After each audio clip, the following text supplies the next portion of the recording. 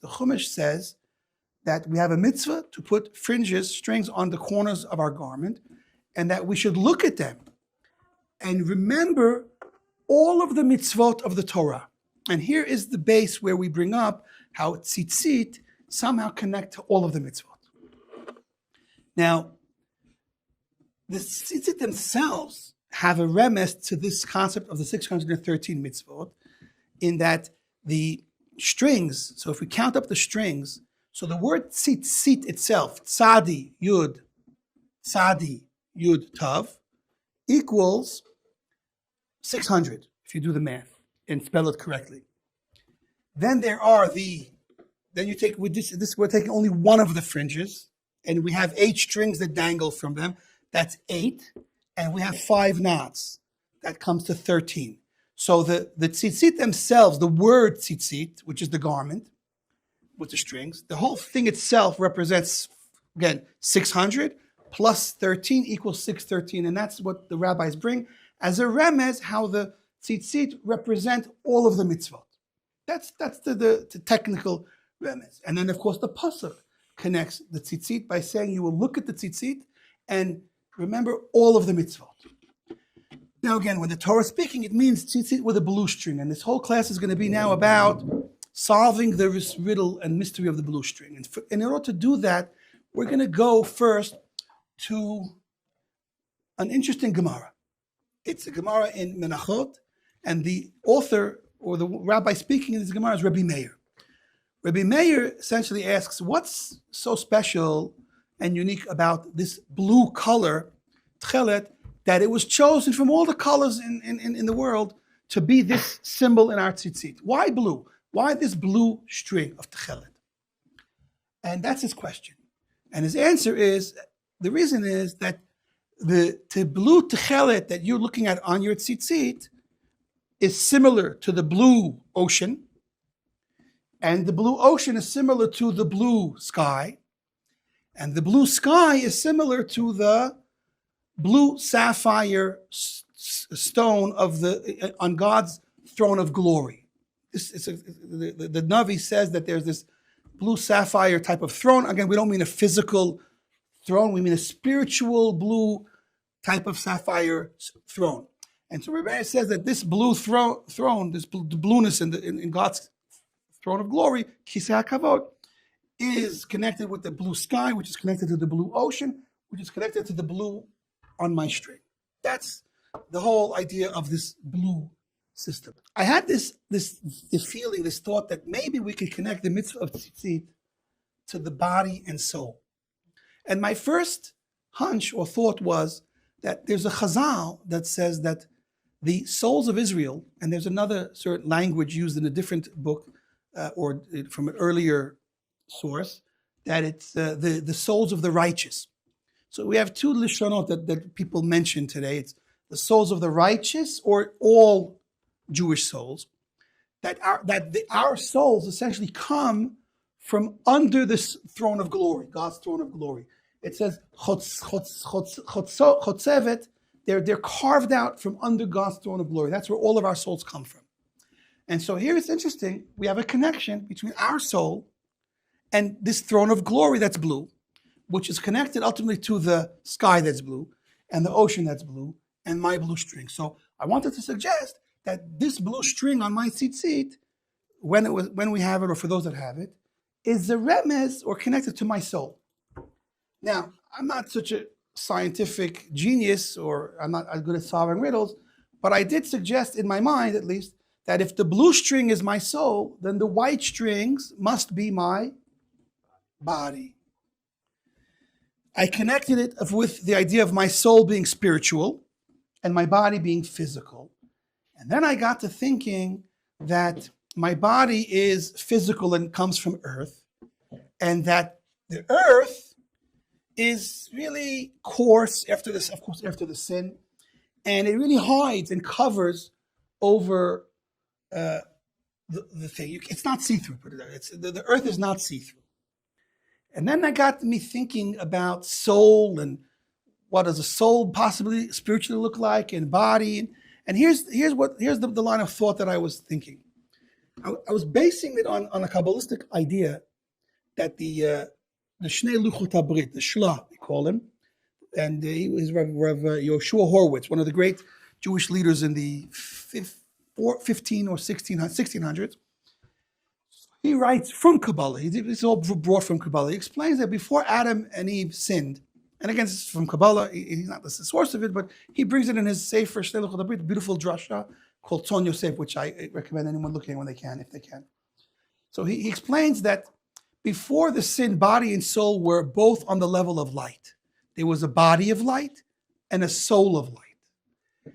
And after the sin, that's when God changed this body of light, which, again, the word light starts with the letter Aleph, a body of light, and changed it to a body of flesh, which starts with the letter Ayin, or flesh in Hebrew.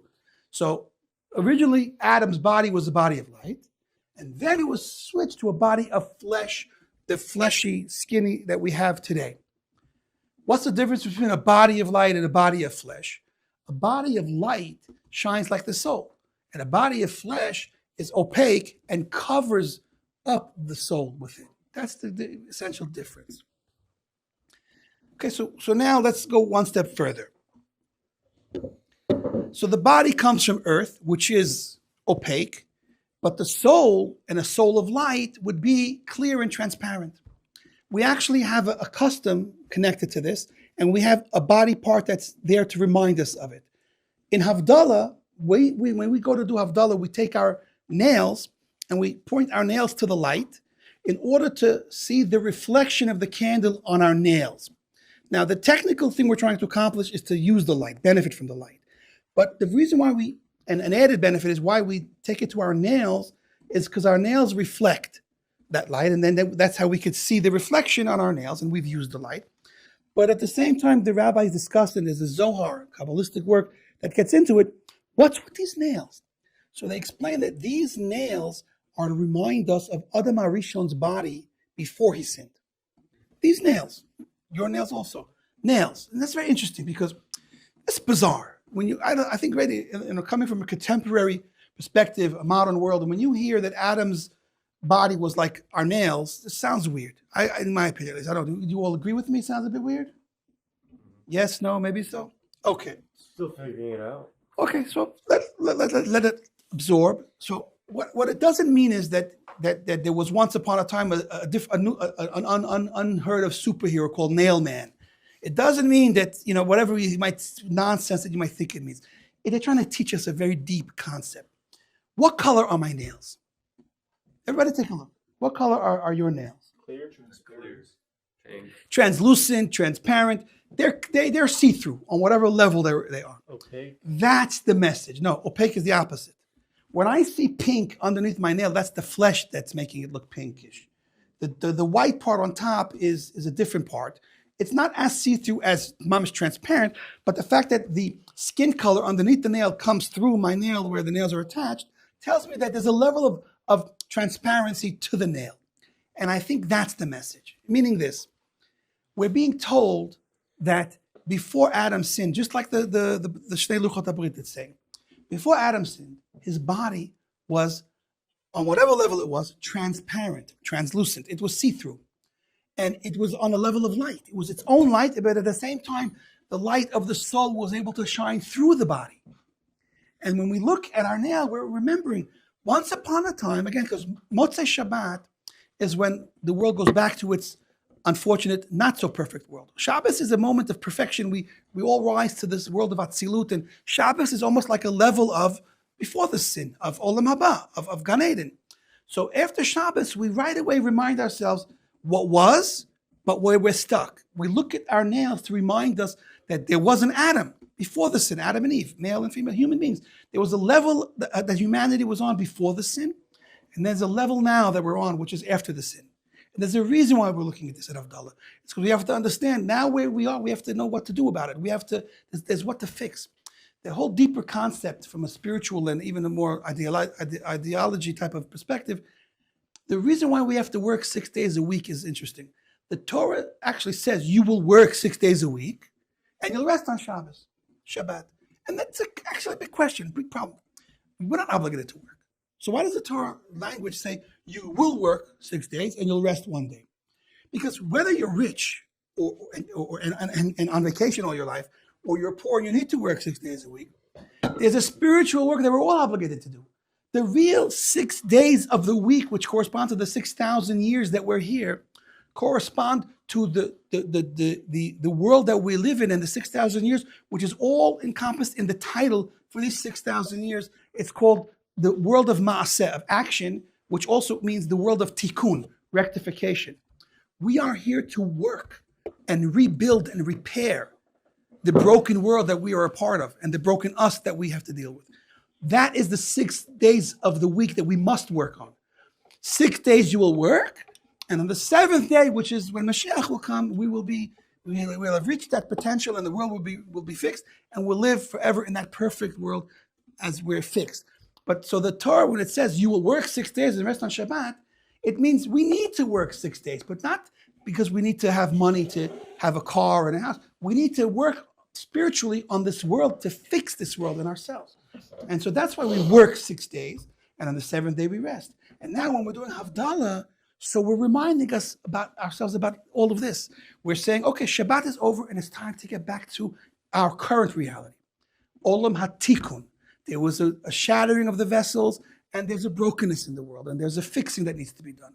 And it's our time to focus on bringing the power and energy and holiness of Shabbat, of the Shabbos, bringing it into the weekday and using it to instill my work week with holiness, and actually to find the hidden holiness within my weekly activities and to elevate them and harness them.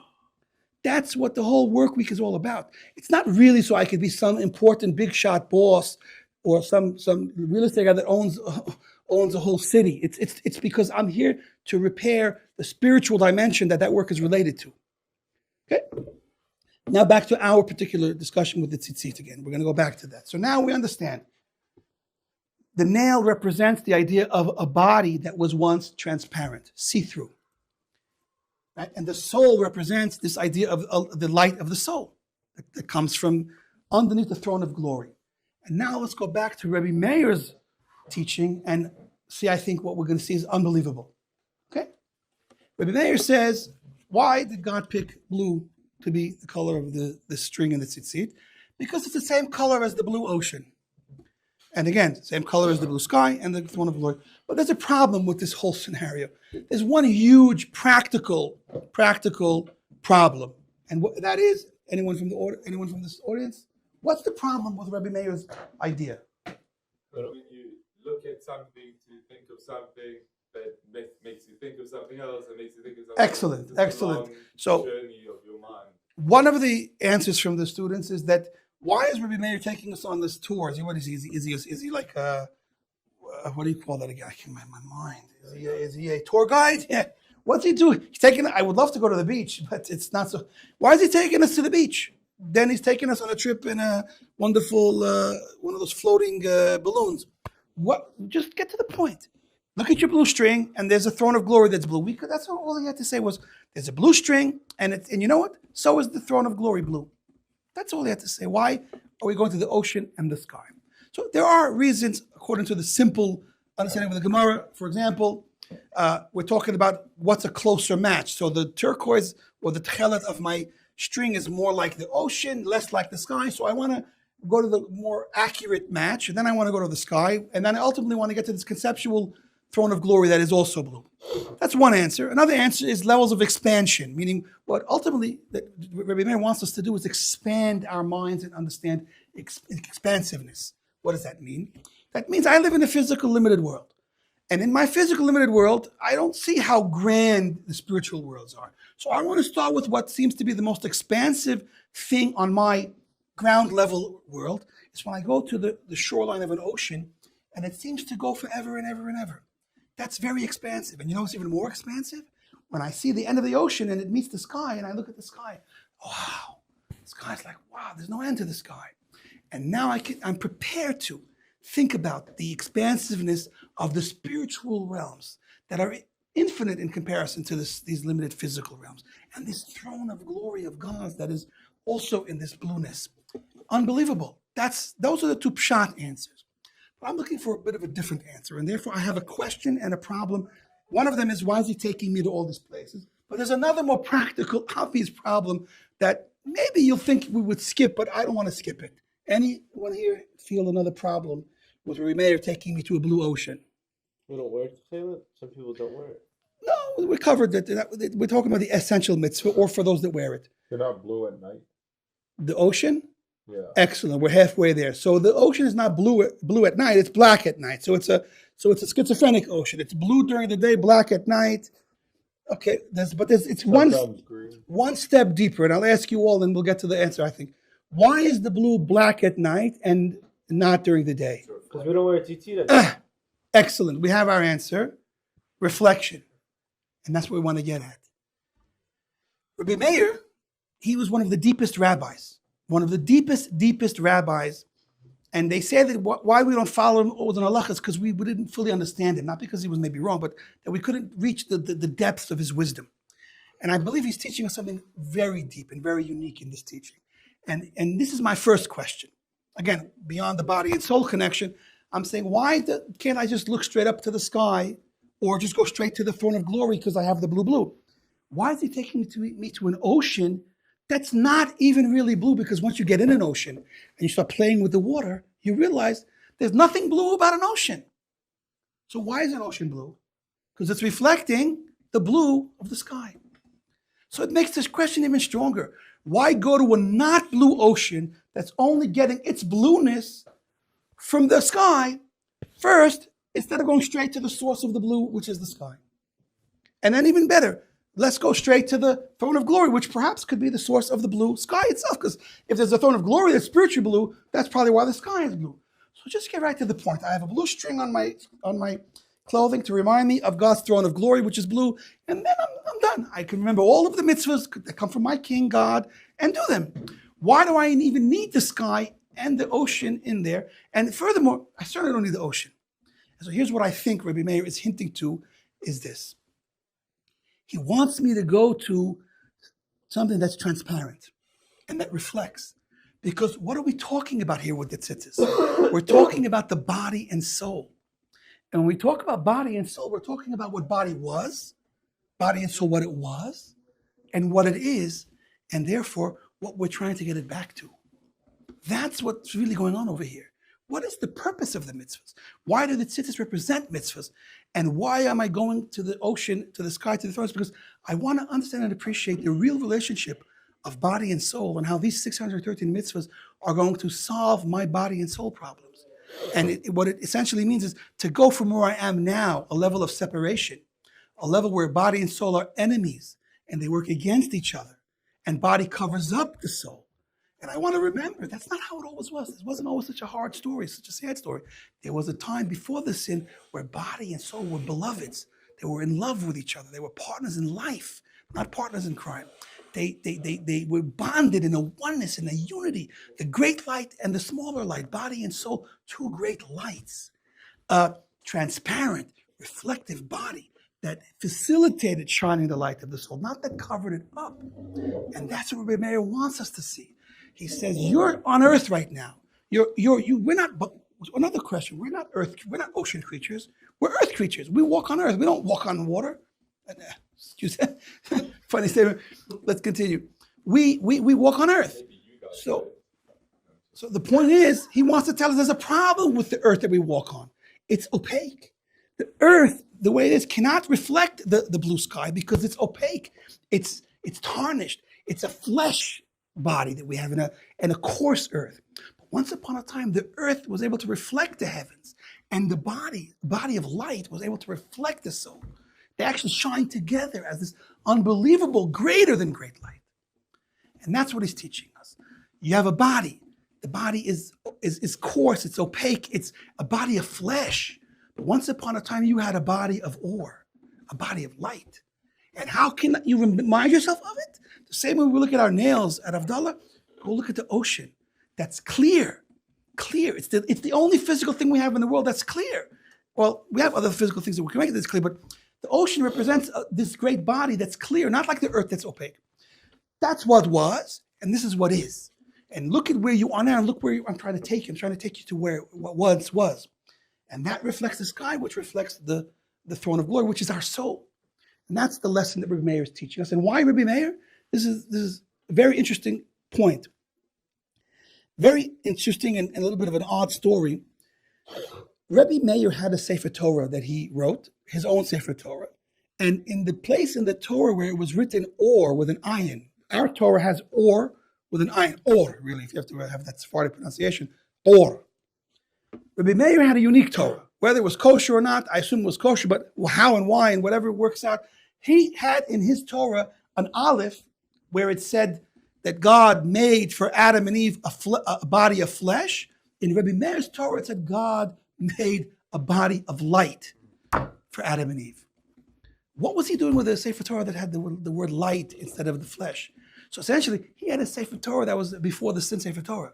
He had a Sefer Torah representing what was, not what is. And I think that's why he specifically is the one coming to teach us here in the Mitzvah of Tzitzit about this body of light. Because he had that level connected to it. He taught about it. He had a Torah of that level. And he's telling us that the Mitzvah of Tzitzit, which is the 613 mitzvahs, which are connected to the 613 limbs and sinews of my body, correspond to the 613 limbs and sinews of my soul, which ultimately correspond to the 613 limbs and sinews of this image of God, this divine image in the higher spiritual worlds in the throne of glory. That's what he's teaching us. That's what he's telling us. So this is very powerful. And that's why the mitzvahs are connected to the tikkun, the rectification of everything. But there's more to the story. This is really what's going to take it to another level right now. And that is, right now we would understand that the body is from the earth, and it's coarse, and it's horrible, and it's animalistic, and it's adama, it's not good. And the soul is great. Soul is spiritual, it's lofty, it comes from the higher worlds. But there's a little bit of a piece of information we want to add right now. The truth is, there is another rabbi that kind of says some of what I just said, and I found about it after I found this book. The Sefer HaChinuch from one of the Rishonim, he writes, when he discusses the mitzvah of Tzitzit, he says the same thing. He says, V'libi omer li, that his heart was telling him that the mitzvah of Tzitzit, the Tzitzit correspond to body and soul. Similar to what I said. I said it on my own, so I said it first. Then I came across his book, so I'm mentioning it now. He mentions that the body and soul correspond to the Tzitzit. The blue string is the soul, and the white strings are the body. Where I only just said, I only assumed it does, but I didn't know why or how. He's a great Torah sage, one of the Rishonim, so he proves it. And I'm going to share with you now what he adds to this idea, because he's going to explain to us why the white strings are body, and where these white strings come from, where the body ultimately comes from. And he says like this: if you look at two places in Chazal, one is a Pirkei de Rabbi Eliezer, the other is a Gemara. And it says this, that ultimately the body of man comes from the earth, right? After the sin, it comes from the earth, which is opaque and coarse. Where does earth come from? Believe it or not, according to Chazal, Rabbi Eliezer Hagadol, the body itself comes from snow. That's the real source of our body is white snow. And guess where that white snow comes from? We don't have that many options in the way our talk's been going. Go a little bit higher than the sky. The throne of glory. Rabbi Eliezer teaches us that there was, aside from the blue souls that came from under the throne of glory, so also underneath that throne of glory there is white snow, which is the source of the earth and the source of our bodies. So it comes out unbelievable, what we call flip the script idea. We think that the body is garbage and the soul is amazing. No, it's all about potential. The soul is amazing before the sin, and after the sin it wasn't affected the same way. But the body was equally amazing. It was also a great light. And this is what it means. Originally, the body comes from this white snow, which was also underneath the throne of glory. So my body is as holy as my soul in potential. It has the same place in the higher worlds, underneath God's throne of glory. There's white snow, which is my body, and blue, which is my soul. And they both shine a unique light together, which is this unbelievable light that we can shine in B'demut Elyon, in the image of God, the divine image, the 613 limbs and sinews of Atzilut, of the mitzvahs. The Zohar already says that the 248 commandments, positive, are ultimately 248 limbs of the king, of Hashem.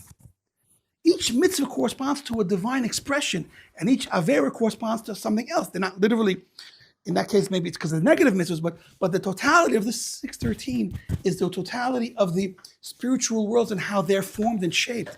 And ultimately, our soul is built in that same manner, in the likeness of the Elyonim. And our body is just a suit that's also custom tailor-made to fit that exact soul that is built the same way that the Elyonim are built. So it's all a match. It's all an exact match.